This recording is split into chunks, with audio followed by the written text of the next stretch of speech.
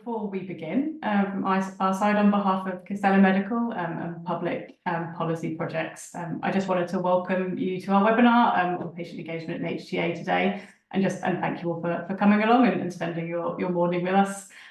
So we'll do full introductions in a minute, but just to give you sort of some context as to why we set this webinar up. There was a health economics and medical communications agency. At Costello, we work on quite a range of different HTA submissions.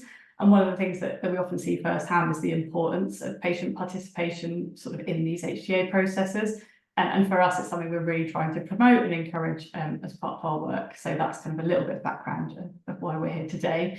So yeah, hopefully today's webinar will just give you a sense of how pharmaceutical companies and patient groups can find more ways to collaborate together, so that ultimately we can sort of be getting the best HTA submissions that we can be.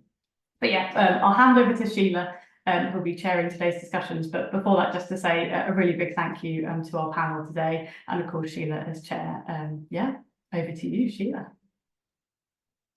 Thanks so much, Eleanor, and thank you for giving me the opportunity to chair this amazing panel. Rare diseases and health technology assessment has had what I might call a checkered past, and add to that patient participation in the process. It's really well known that NICE in England has been doing patient engagement within appraisals for some time. And they've had a number of approaches that can support and engage patients and patient groups in the appraisal process. The rare disease community really knows the importance of engaging patients early in the development phase, and they really understand that without that engagement, they can often be challenged in the HTA process. But this webinar isn't going to focus on that early engagement piece. It's going to focus on the HTA piece, the health technology assessment piece, using some of the practices and examples where NICE have done really well, and maybe can learn some lessons, and also thinking about how we can really support patient organisations and the wider stakeholder community, including industry, to really work much more closely and more collaboratively in this space, so that when an appraisal comes to organisations like NICE and topics are seen by NICE, actually the engagement piece is done really well, it's done in a structured fashion, and that the outcomes of that make the entire stakeholder community, particularly patient groups and patient organisations, feel like their contribution has really mattered and really helped the decision be made in the most appropriate way possible. So without further ado, I would like to introduce my panel. You've already met Eleanor. Eleanor Thurtle is a senior consultant at Costello Medical. She works in the rare disease division in a number of value and access projects through that team. Eric Lowe, patient advocate first, but runs now his own consultancy, focusing mainly on the rare disease industry, working with the pharma industry and a number of other stakeholders within that, particularly supporting HTA submissions and working within the appraisals at NICE to support that process as well. And last but by no means least, Ella Fitzpatrick is a senior public involvement advisor in NICE and focuses on the medicines journey, so is very much involved at the heart of the patient engagement piece in that HTA process. So in terms of the way that I'm proposing that we run this webinar is I've proposed a number of different questions to the panel, and I'm really interested to kind of understand how this will play out.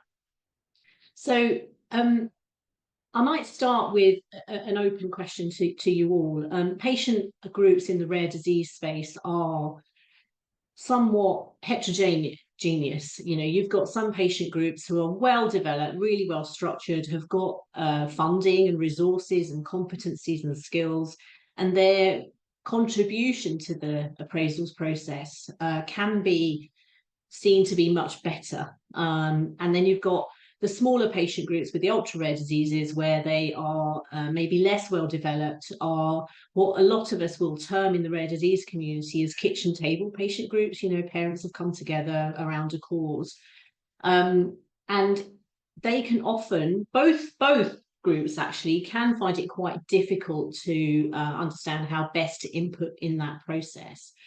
So Ella, maybe I might start with you, given that you're involved in this in quite a constructive way. How are NICE supporting patients through that process? What do you think is working well? And what issues are you seeing where patient groups might be struggling or things could be done better?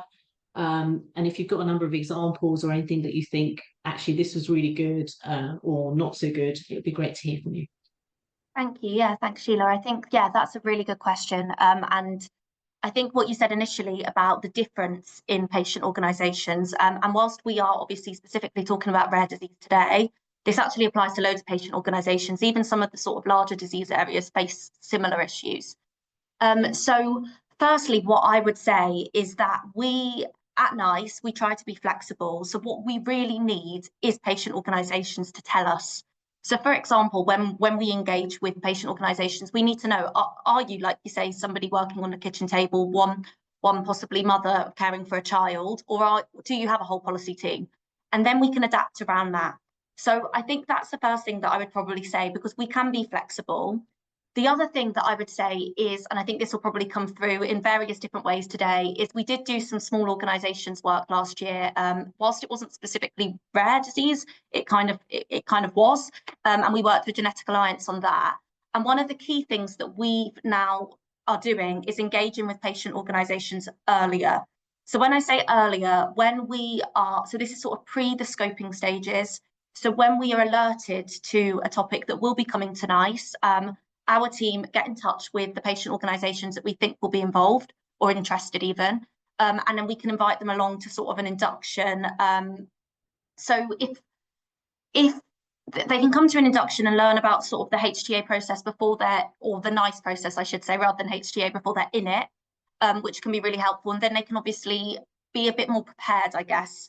The other thing that I would say as well is that, and this probably will link into some things that Eleanor and Eric will pick up on, but if patient organisations have, been in communication with pharmaceutical companies and they know something is coming through and they want to then be prepared to be involved in the HTA process, please get in touch with us, because we can do inductions, we can do training.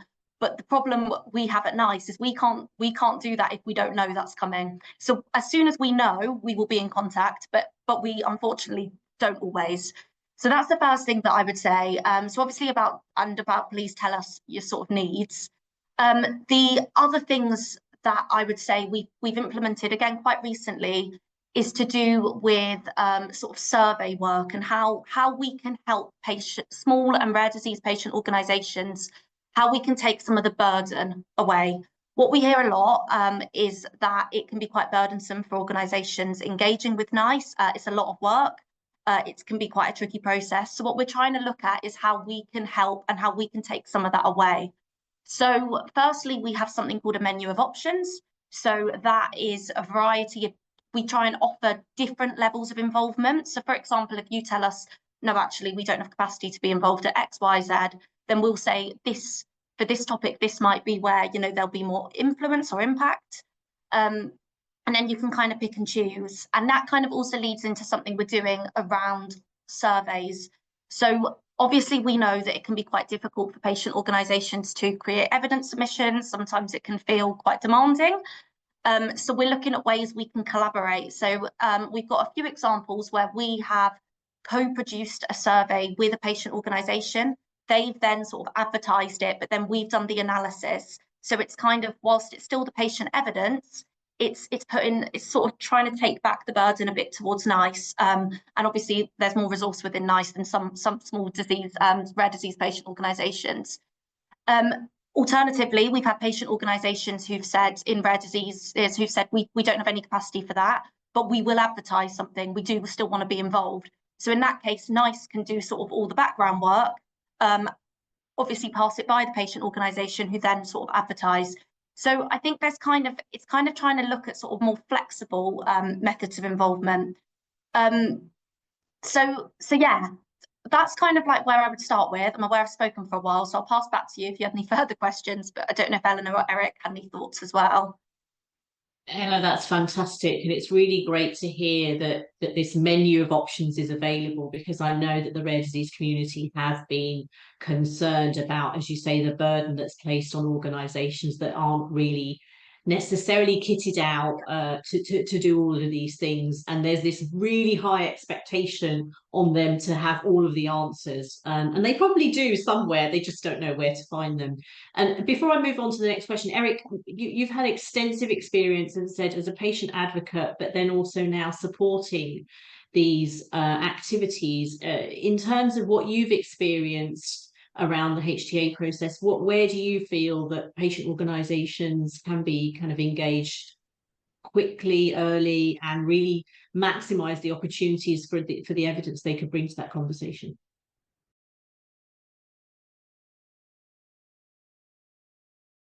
Sorry. Thanks, Sheila. And I agree with everything that Ella has said. I think, but I also agree with what you said at the beginning, Sheila. And I know that's not the topic for today. It's incumbent upon industry in the system to involve patients earlier in the HTA process, because there's no point in asking patients and patient organizations at the end of the process their perspective if you're not asking them at the beginning and throughout, where it's much more valuable and much more impactful on the evidence generation. Because if the inputs aren't right into HTA, the outputs certainly are not going to be right. But I know that's not the topic for today. So just to add a few things to what Ella has said, and I agree with, it's not sort of whether you're big and I've got £100 million revenue or small sitting around a kitchen table. Everybody struggles to input effectively into HTA. However, as you quite rightly say, Sheila, in smaller, rare organizations, it's more difficult. And we often don't talk about the opportunity cost. That taking part in a NICE appraisal isn't for the light-hearted, it's all-consuming. And for small organizations with much more limited resources, if you're doing that, you're not doing something else that may be far more important and far more beneficial to patients in the short and long term. And I think patient organizations need to think very carefully in the rare disease space if actually participating in an appraisal is the best use of their time, given the likelihood that their participation is going to make a material difference to the decision. So that we don't talk about that often enough. So that menu of options that Ella alluded to, and trying to think about what would be an appropriate expectation of level of input from a patient organization with one parent sitting around a kitchen table, needs to be thought through kind of very, very carefully. I think the other thing just to add is that I always find this very beneficial. It took me a few years to kind of wrap my head around what HTE was, but when I began to understand what the perspective and interests were of the different parties involved in HTE appraisal, I began to understand how to shape our input into these appraisals. So it wasn't just about conveying the disease components, how bad it was, or the impact it was, or side effects. It's much more about shaping that, saying, well, look, I kind of understand a little bit about what the company are trying to achieve here, but I also understand where NICE are coming from. And that makes a massive difference to maximizing the input that patient organizations have. I think it's less helpful for NICE if it's just about this is how bad disease A, B, and C is, rather than saying, I understand what's going on here and I can help be a broker and shape the discussion in an appropriate way so everybody gets out of it what we want. So more work, I think, needs to be done helping patient organizations of all sizes understanding what HTA is, as well as about how to effectively and appropriately articulate aspects of the disease and living with a condition into the process. So I could say a whole lot more, Sheila, but I'm going to stop there, given that Eleanor needs to speak and we're on a tight schedule. Thanks so much. It's really important what you've said about kind of that structured input and the ability to be able to effectively input, because that for me is also something in my experience where I've seen that there's sometimes a mismatch between the expectations of those stakeholders, and that's where patient organizations often feel hamstrung. They feel like they can't change or move the conversation on because they haven't really, as you say, understood the different needs of the stakeholders and the objectives of the stakeholders. So that brokering role becomes much harder to do. So really, really, really valid point there. Eleanor, you do work in this space. You are preparing submissions on behalf of industry on a regular basis. I might, before I kind of talk about the overall kind of support, but just maybe pick up on what Ella and Eric have said, is that what have you seen in some of the appraisals you've worked on where patient engagement in the HTA process has been, or in the NICE process, has been well done or not so well done? What have you learned? Yeah, absolutely. I think, we've seen quite a few different examples of both where it's gone really well and where sort of, I guess there could have been better input earlier, I guess, from our side. So we do see quite a spectrum. So I think I'll focus sort of in the rare diseases space. We have seen some sort of brilliant examples. I know NICE recently actually published this case study on their website with, I think it was Amicus Therapeutics, did sort of a really great job in terms of getting their drug glucosidase alpha amigdalstat approved. But with that, they engaged with the patient bodies really early on in the process. They spoke to them sort of quite in depth about sort of getting their input on evidence generation, and also sort of we're talking to them a lot around the appraisal as well. And it was just a really sort of slick appraisal from that perspective, where sort of patients and pharma were really aligned. So I thought that was a really, really nice sort of case study there. And I would encourage people to seek that case study out on the NICE website. It's a really good one. But I think, from that perspective, we do often see patients coming into the process late in the day. And I think Eric and Ella both made really good points in terms of getting those conversations going early on in the process, sort of ahead of scoping. And I know we've mainly been talking about NICE, but I guess also with other HTA bodies, that they do vary a lot across them. And I think, in terms of picking up on Eric's point, in terms of sort of making sure that patients do understand the process, I think one of the key things there is making sure that actually the company themselves, there are so many different HTA bodies, making sure that they're aware of the different processes and how patients can input, and then working out how best to feed that on as well. So I think that's something that's really, really important from that perspective. I guess, oh, sorry, go on, Eric. Oh, no, I find it very difficult to be quiet, sorry. But Eleanor, but just to pick up on one of your excellent points there is just, for patient organizations, it's important to think that it isn't just NICE that are involved in the appraisal. And I often, in my career, it was much more important what we did with the company than what we did with NICE, and making sure the company did the right thing. And trying to input into their model and input into their submission, because ultimately it's on the basis of the model and the submission upon which NICE is making most of their decisions. So that's where patient organizations sort of need to focus. So it's incumbent upon industry to really think about how best to involve patients in that component of the HTA appraisal, and for patient organizations to really focus on directing some of their advocacy efforts towards the industry, not just NICE.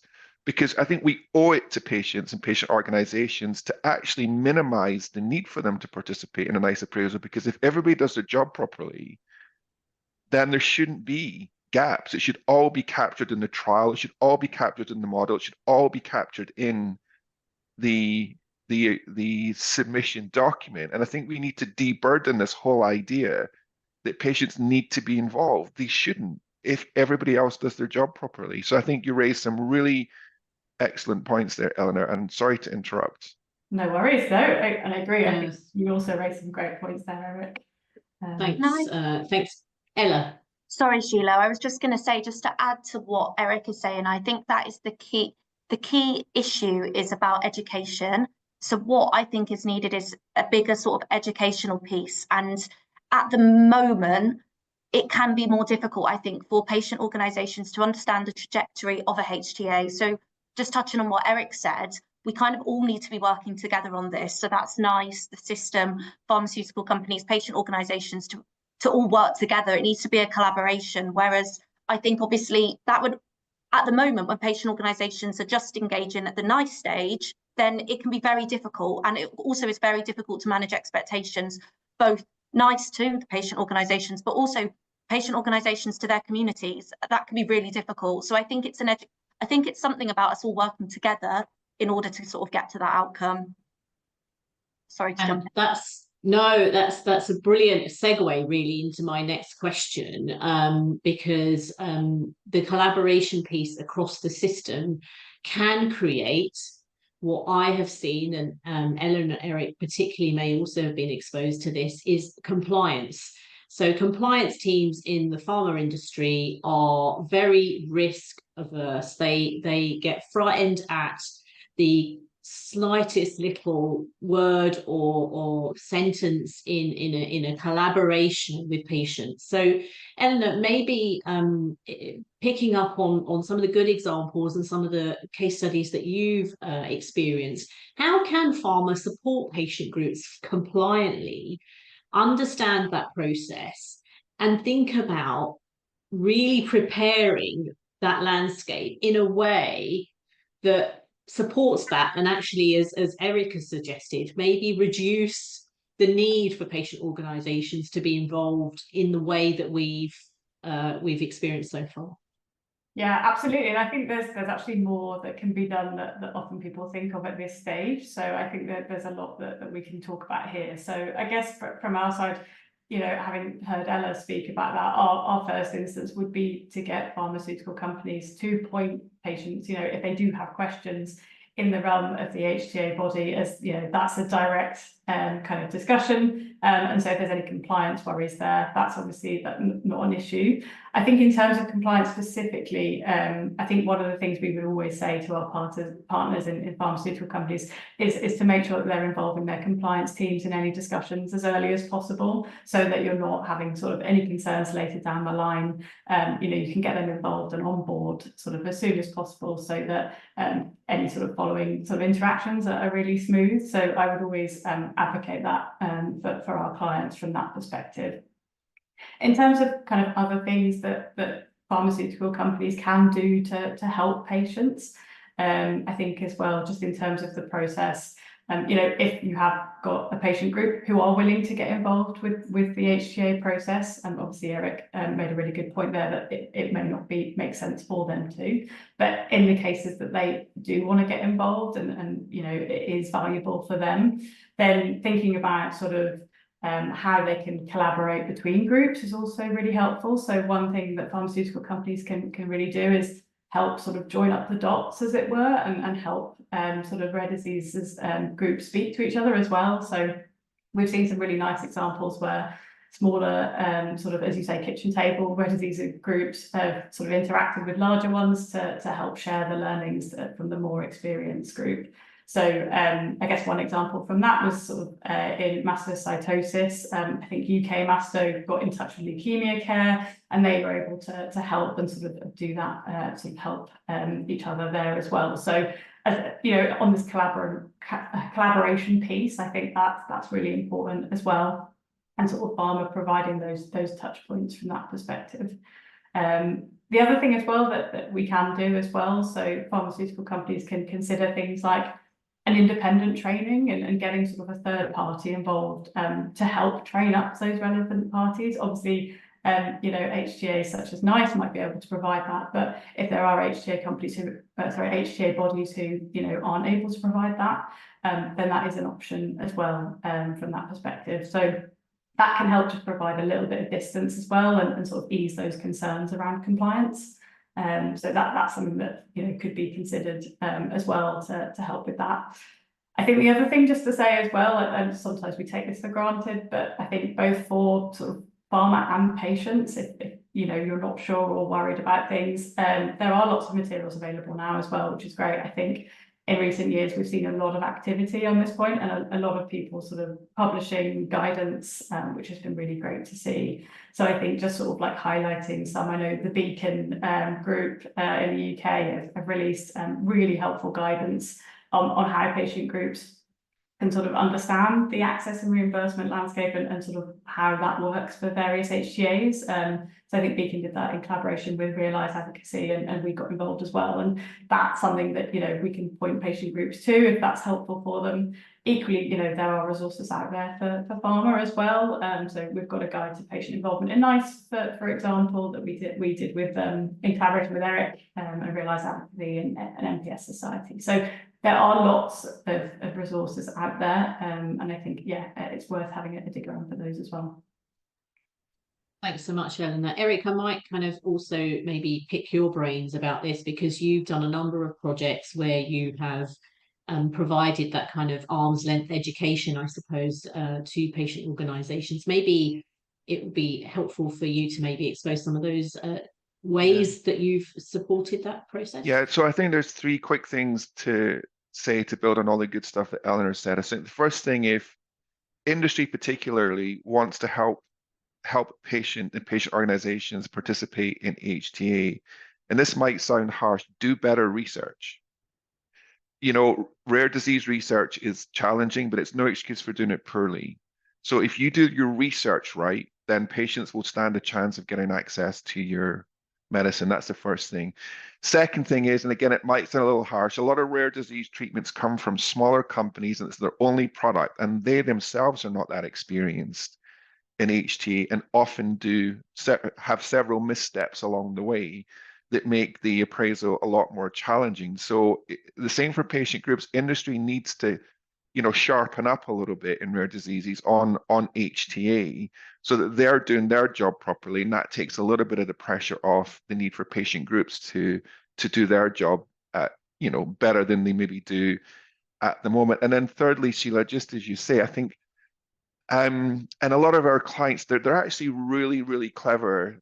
I don't mean clever in a bad way. They're smart. They understand the compliance issue, and they do not want to have inappropriate contact with patient organizations. Therefore, using third-party vendors like you and I, Sheila, is a really important and great way to help patient organizations learn about HTA, learn a little bit about the basics of health economics, learn about the different stakeholders that are involved in the kind of process, and how to effectively participate in a way that works for that group. And what works for one group might not work for another group. So I think that, and we're not trying to do BD here because we're all busy enough. It's more about saying it's a really smart and effective way for industry to help patient organizations participate fully. But on the flip side of that, I think patient organizations need to also understand that working with industry should be a core component of their strategy, because new treatments are coming from industry. And if working with industry isn't in your strategic plan, and horizon scanning and mapping the pipeline is not in your plan, then you're going to trip up at some point. And I really get quite upset when rare disease groups raise a lot of money for research. It's not going to impact on research. I mean, it's billions you need for rare disease research. If you're funding 50, 100 grand worth a year of research, you might as well go to the casino or buy a lotto ticket. But if you invest that money differently into horizon scanning, pipeline management, laying the groundwork down, it's going to be much more beneficial to your patients in the short and long term, as opposed to funding research that's just not going to go anywhere. Amazing. I love those three the 3 kind of points, Eric. And I think I might add one of my own, in that it's important that both sides are open and manage expectations. So we all know that the therapies that are being developed for rare diseases are not going to be as transformative as one might hope they would be. And if you are partnering and collaborating along that journey, there's hopefully more transparency about that, so that contribution in that conversation throughout the journey, particularly when you get to HTA, is much more constructive, and the patient organisation, as you say, are much more prepared to be able to say, we understand this and we can accept the uncertainties, or we can accept that some of these things within a very complex rare disease may not be solved. And I think that's, for me, been a really important eye-opener when I've been working at NICE, kind of seeing this kind of expectation being brought down quite significantly when a committee starts to assess a product, and the patient group have, in some respects, maybe not understood or not being communicated to well enough in terms of the expectations of that, and then that kind of sinking feeling for those is really difficult to manage.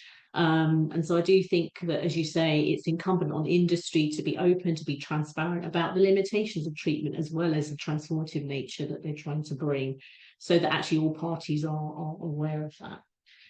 So I did see recently actually that the ABPI have revised their code of conduct. So, and I'm hoping that it's a little bit more clarity in that, so that patient organisations and compliance teams are much more confident.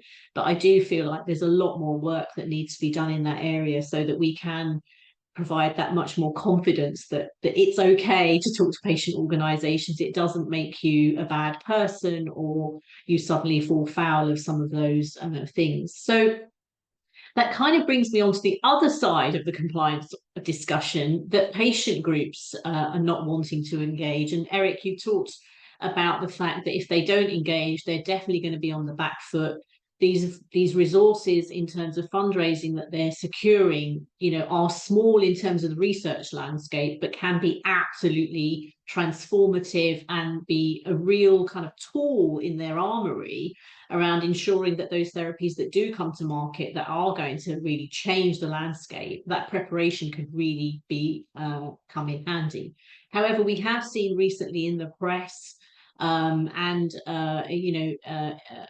the kind of engagement of pharma industries, patient organisations being somewhat funded by pharma industry with grants and unrestricted grants and various other things, which has created an environment where some patient groups are reluctant or frightened to engage because they don't want to be seen to have a conflict of interest, or they don't want to kind of be seen as being somewhat biased or influenced by the pharma industry. So I'd like to maybe talk about that, because Eric, you've said that it's really important that patients groups are doing horizon scanning and really understanding what's going on. But small groups aren't going to have the funding to do all of that, and they are often having to go to the pharma industry for some funding to be able to do that. So Eleanor, maybe I might start with you in terms of that. Where can this be done properly? How can we kind of ensure that patient groups feel comfortable? They don't feel like they're somewhat a naughty child, or behaving inappropriately, or being seen by stakeholder communities like NICE, NHS England and others to be somewhat biased if they are seeking or securing funds from pharma. Yeah, I think it's a really difficult kind of situation for patient groups, I think. So I think definitely worth acknowledging that. But yeah, I think in terms of that sort of, I think the whole community needs to just continue encouraging sort of that sort of reaching out and that collaboration. I think from our side, one of the most important things is transparency in those interactions. I think that's probably one of the most important things to consider, across the board, whether it's in an HTA appraisal or elsewhere. But I think sort of from the perspective of HTA appraisals, just making sure that any sort of interaction or any sort of contribution from patients is properly acknowledged, and also just made clear how that goes about. I think if people are concerned about it and worried how that might impact, actually getting in touch with the HTA body themselves as well, and just being really open with how it's working. And I think as long as people are upfront about any conflicts of interest there or any concerns, I think then it can be handled appropriately. So I think just making sure that we're doing that at the first sort of instance, and making sure that that's coming through. We acknowledge there is going to be conflicts of interest in this process. There's no way there's not going to be. So I think it's more sort of not about avoiding those issues. It's about engaging, collaborating, but then also making sure that we're being transparent and making sure that it's just clear how that's working. Thanks, Eleanor. When I first joined NICE, I remember talking to colleagues at NICE saying that the rare disease community is a very close-knit and small community, and it's very consanguineous. So it's highly likely that in a conversation the person that was developing the drug will have known the patient. They may even know the patient's dog name and where, you know, where the children go to school. And I think that transparency piece is really important, but it also should be acknowledged that small community does have those relationships. So Ella, how does NICE deal with this? Because obviously there's a lot of work that's done within NICE around managing conflicts of interest and ensuring transparency. And how do you suggest patient organisations become a little bit more comfortable with that situation? Yeah, absolutely. So firstly, I just want to sort of, yeah, I agree with everything Eleanor said. And I think there is this real mistaken thought that engaging with pharmaceutical companies taints an ability to be neutral. And that is not true. So firstly, NICE has a very robust declarations of interest policy. And the thing that I would probably kind of want to start with is that there is also a huge difference at NICE between people who are making the decisions, which are the committee members, and those who are providing the evidence, who are the patient organisations and other stakeholders. So therefore, there's a difference together to start with, sorry. So if you're not making the decision, it's very unlikely that engaging with pharmaceutical companies or elsewhere will be a conflict because you're not making the decision, you're providing evidence. We realise, firstly, small and rare disease organisations need funding. So sometimes it's inevitable that they will have to go to the pharmaceutical industry. But it's not a barrier, and it should never be a barrier to engaging. So that is why NICE has a clear DOI policy. We also have training for committee members so that the committee members who are making the decisions realise the difference between a conflict of interest, which would maybe exclude you, and a declaration of interest. So I think really just picking up on what Eleanor said, it's to do with the transparency. So when we ask patient organisations to submit evidence, we ask, you know, exactly what funding you've received. And if you are transparent, well, then we can go from there. In my experience, there's never been an interest that a patient organisation has declared that would, you know, hinder their involvement. But like I said, we do have a policy. So I think as well, just to add to that, and to add to what Eleanor said, what we really need is for charities and patient organisations to be very transparent about that funding, but also where it's used. And I think, Eleanor, that's what you were sort of picking up. So, for example, we know that money given by a company to help with research or to help with a conference does not mean that, you know, they've sort of inputted into that programme. So I think it's just about that transparency, really. We have worked with the ABPI on this, and there's probably more work we could be doing. So we have inputted into their code of conduct, but also looking at how we can kind of possibly help facilitate patient organisations. What I think would be really, really good as well is to hear from patient organisations who do interact with pharma and their experience versus those who choose not to and the reasons for it, and then kind of maybe compare and contrast, you know, their experiences later on. But yeah, I think I just sort of want to say we think collaboration is key. There are certain things that probably haven't helped. As you refer to, Sheila, there was some sort of press coverage, I think, last year. But yeah, transparency is key. And we recognise that particularly in rare disease, it's a small network of people and we need that expertise. So we want that and we want to collaborate. So yeah, transparency. That's probably what I would be as my overall arching message.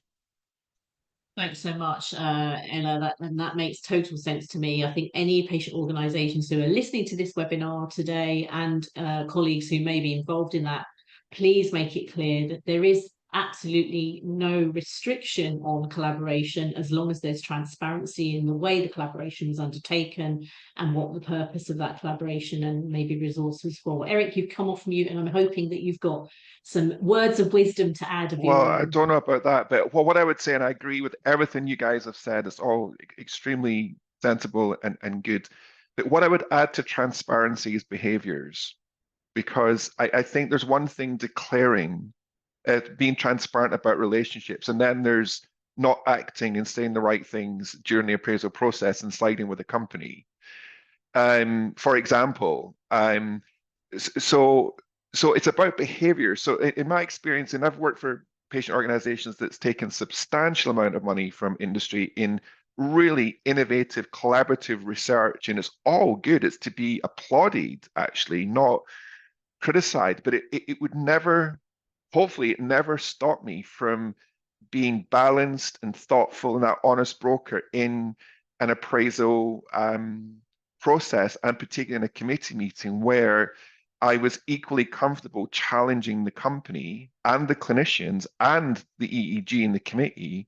As we were the committee. And I think that demonstrates to NICE and to the chair that this patient organization, they understand what's happening here. They're able to not just direct their anger or their emotion just at the committee because they're not hearing the things they want to hear. So I think it's irrespective of the financial relationships. It's much more about behaviors. And if patient organizations and patients understand their role in the room, it doesn't really matter, right? Because they're saying the right things and they're managing the conversations and pushing back to everybody in the room, not just to NICE. And that, I think, is the most important thing alongside transparency, is behaviors. Oh, amazing. I think that makes total sense. And I think you're absolutely right that patient organisations should feel confident and comfortable challenging all of those stakeholders and checking in that their understanding is accurate and they haven't missed anything, because that's the whole premise of NICE. You know, NICE wants to make sure, as do other HTA bodies, they're not missing any vital evidence or information and views and balanced objective challenges, so that actually the decisions they're making are being made taking on all of those views and all of those considerations in their decision making.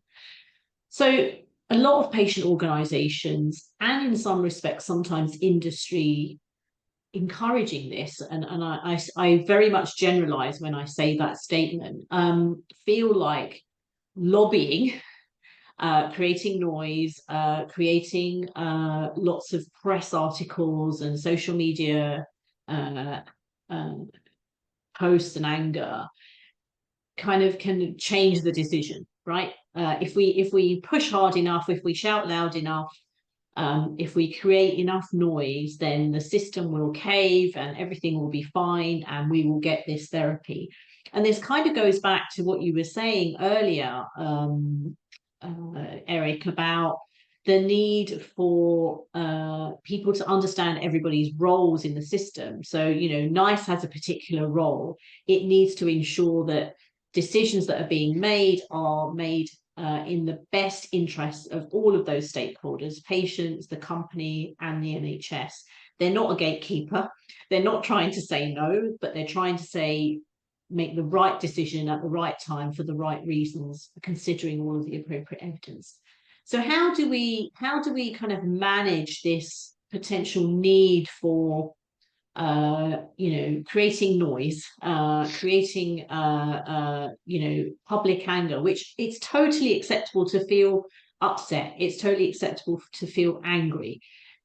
But in my opinion, and very much my humble opinion, that doesn't necessarily change the decision. It doesn't change the evidence that the committee is having to weigh up.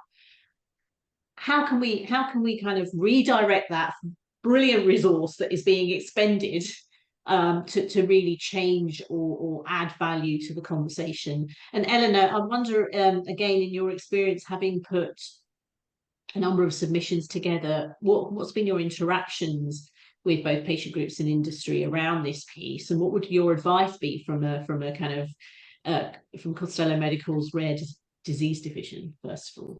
Yeah, absolutely. And again, I think it's all about channeling the energies in the right way. And I think particularly so with HTA, there are channels in order to sort of, you know, potentially change decisions.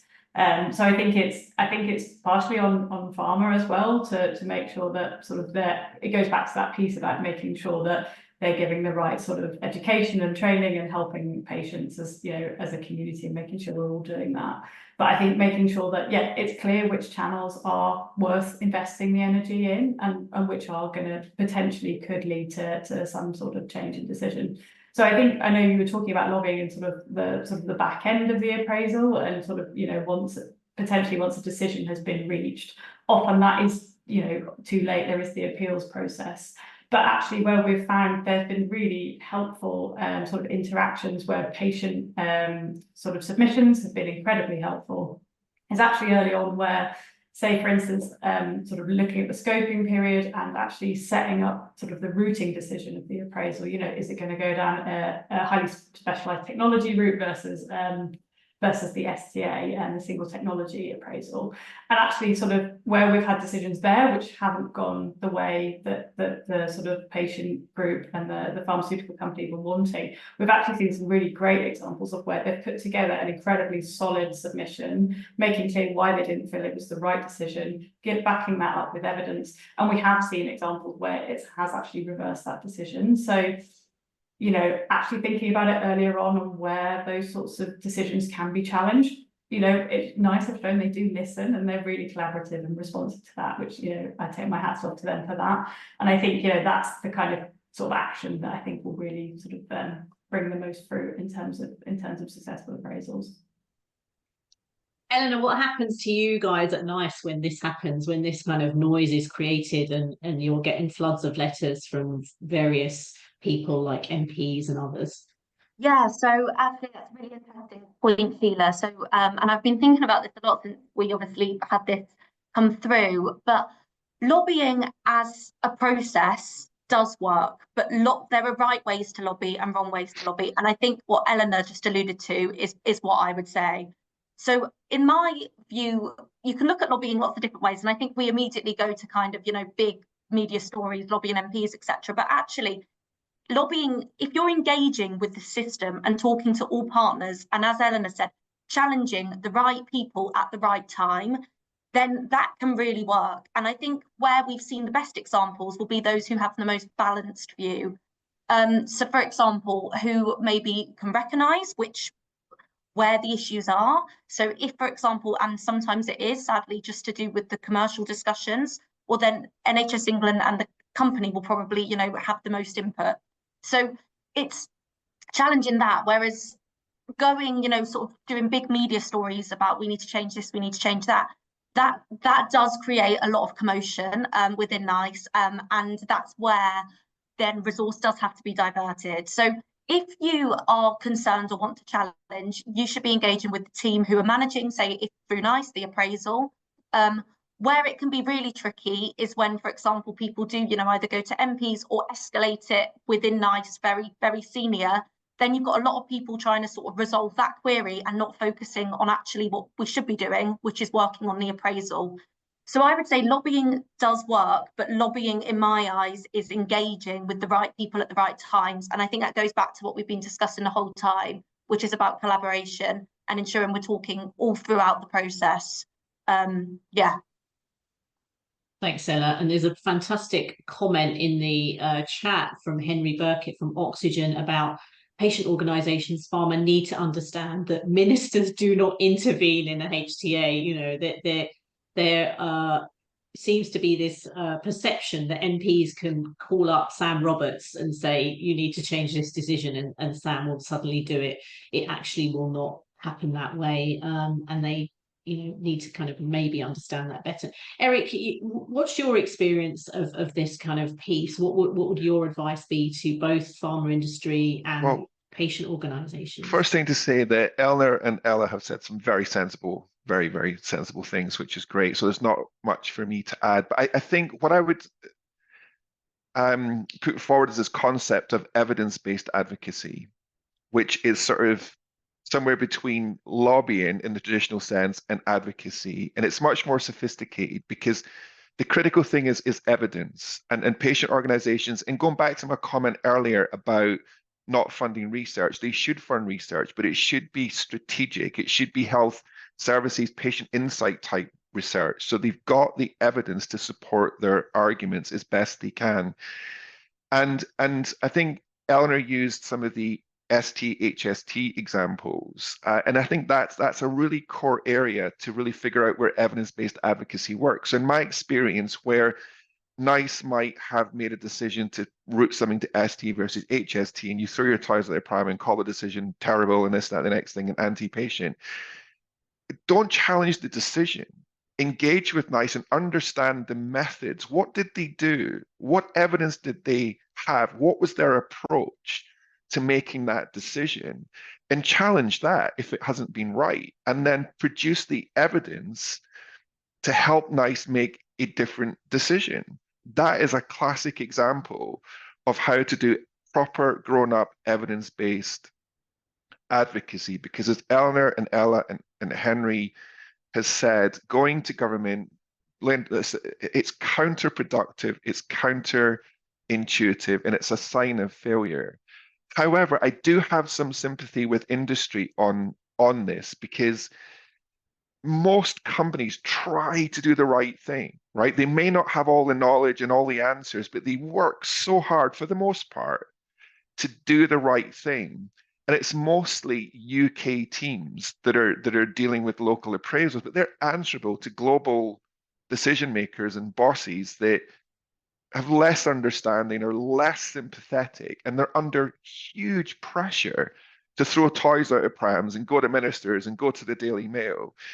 So I think that's where this collaboration comes in, is really to work together to understand the perspectives and the pressure cooker that each group, each stakeholder is in, and come together early and figure out what's the best approach to any given appraisal, where are the likely trip hazards, where are the uncertainties, and actually work together throughout the whole process to try and deal with it as a team, so that ultimately NICE, who are often seen as being part of the problem, are seen as being part of the solution, actually, and patient organizations can play an important role in bringing these stakeholders together through that sort of sophisticated, evidence-based, honest broker advocacy.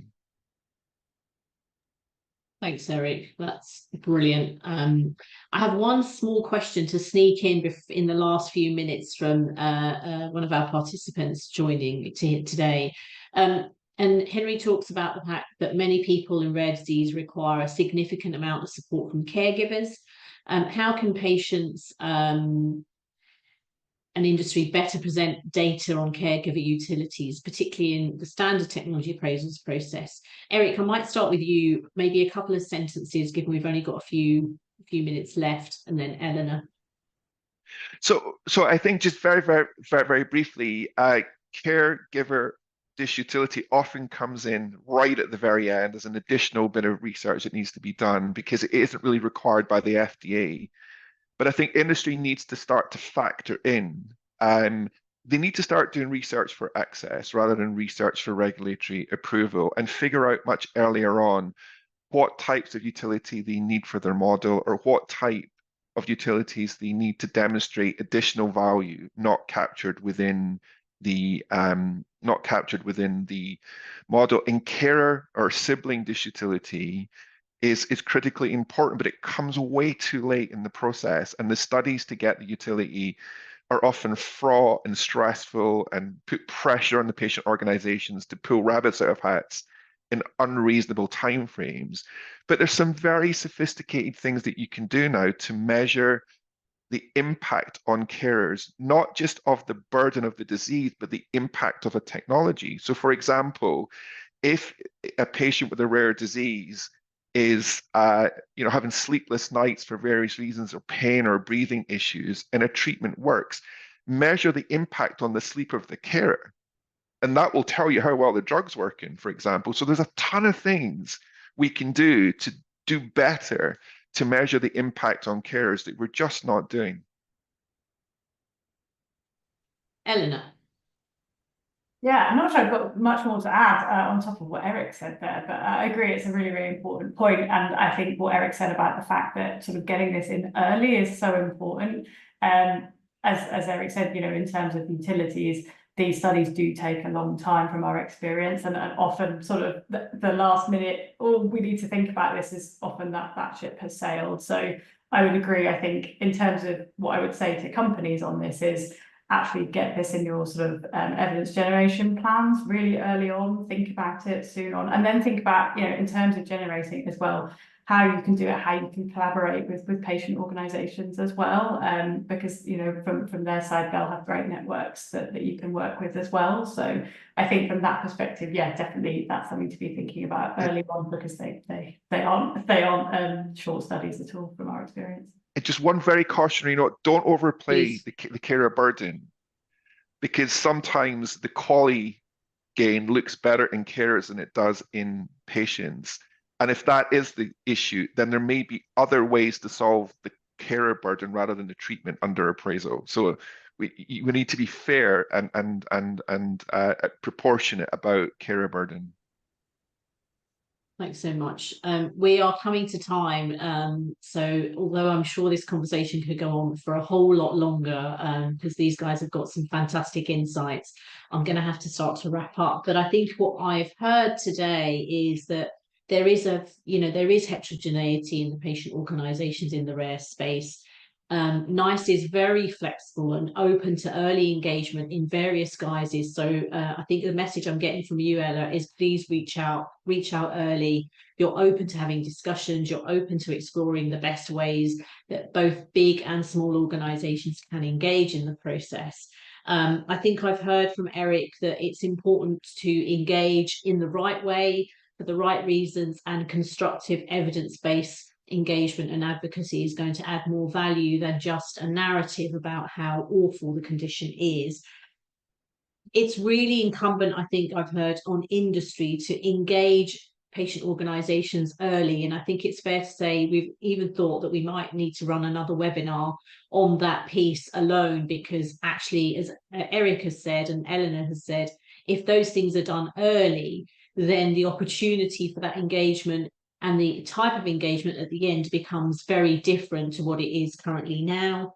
It's really important, I think, what I've heard is that it's not just about the NICE appraisal, it's about the scoping stage all the way through to that outcome. And then that compliance, how do we ensure that there's good compliance? And again, we've had a comment in the chat. The ABPI code does mean that companies have to put out in the public domain the types of engagement. So it's very transparent from the code's perspective. It should be equally transparent from all of the other structures and processes. So don't worry if you have been engaging with companies to think about, what's the best for your condition and your disease. Do it transparently, but use that money wisely. As Erica said, don't think I've got 100,000, I'm going to put it into the research of the condition. Maybe think about how you can prepare yourselves for new therapies coming through as a patient organisation. That money will be much better used. You'll be in a stronger position. And if you create a really good foundation as a patient organisation, then that can be built upon as evidence changes, as the narrative changes for those diseases going forward. Small companies need to become much more aware of the HTA landscape and how they can influence and participate in that conversation. They are so focused on developing the therapy, they forget that there's a process at the other end. And Eric, I loved your comment around research for access, not just research for hurdle for the FDA or the regulatory hurdle. Let's think about the access piece. And then transparency and collaboration is key. As it seems to be the kind of tagline, I suppose, for rare diseases. Let's be more transparent. Let's be more collaborative in all of the processes. And if we can create that, then those behaviours around objectivity will really play well into all of the decisions that all of these stakeholders have to make. Nobody wants to say no to a transformative therapy that's going to change the lives of people living with rare diseases. But we've got to present the evidence, we've got to present it well, and we've got to engage in the system to enable those changes to be made. So I want to thank my amazing panel for a really, really insightful conversation, and thank all of you as participants who've been listening intently. I hope you've gone away with some good ideas and examples and things that you can do. But I do know that all of these people, including myself, are open to engaging with you if you have specific questions and want to think about specific things. So thanks so much. I hope you will have a lovely day. Goodbye.